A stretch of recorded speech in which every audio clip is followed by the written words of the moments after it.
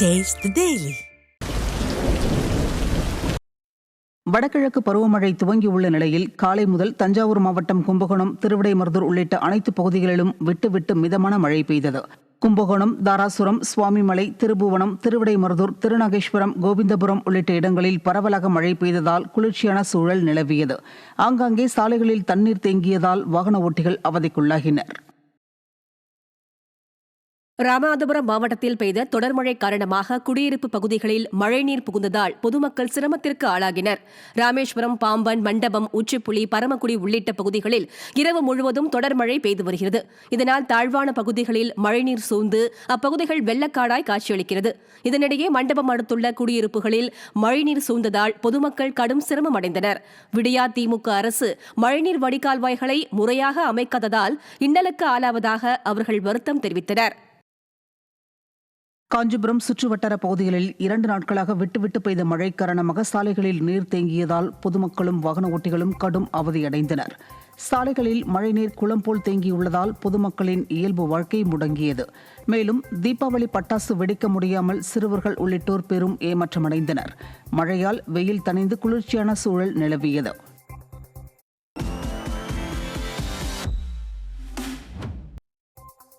சென்னையிலிருந்து ஹைதராபாத் புறப்பட்ட spice jet விமானம் ஓடுபாதையில் ஓடத் தொடங்கிய போது திடீரென இயந்திர கோளாறு ஏற்பட்டதால் உடனடியாக நிறுத்தப்பட்டது.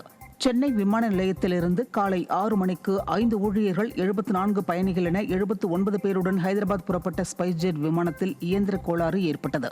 இதையடுத்து விமானம் ஓடுபாதையிலேயே நிறுத்தப்பட்டு இழுவை வாகனம் மூலம் புறப்பட்ட இடத்திற்கே இழுத்து வரப்பட்டது. தொடர்ந்து பயணிகள் பாதுகாப்பாக இறக்கப்பட்டதை அடுத்து இயந்திர கோளாறை சரி செய்யும் பணிகள் நடைபெற்றது.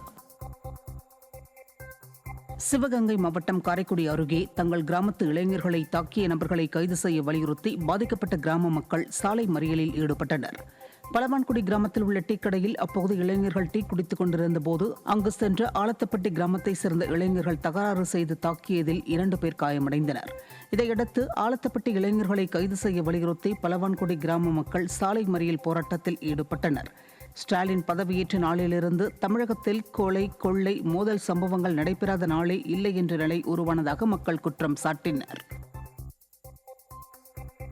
ஊரை சேர்ந்த ஒரு 4 பசங்க உள்ளூர் வந்த பசங்களை அதே ஆலத்தப்பட்டி கிராமத்தை சேர்ந்த ஒரு 20 பேர் 2 வீலரில் ஒரு வாகனத்துக்கு 2 பேர் மேலே வந்து ஆஸ்பத்திரி பலாங்குடி ஆஸ்பத்திரிக்கு எதிர்த்தாப்புல வந்து அந்த 4 பேரையும் மறுபடியும் மேற்கொண்டு உள்ளூரில் இருக்க 4 பசங்களை நீ பலாங்குடி தானான்னு கேட்டுட்டு பலாங்குடின்னு சொன்ன அடுத்த நிமிஷமே மறுபடியும் அந்த 4 பையங்களை தாக்கி அதுலேயும் 2 பேருக்கு தலையில் காயம் ஏற்பட்டு ஜிஹெச் ஆஸ்பத்திரியில் சிகிச்சை பெற்று வந்திருக்காங்க.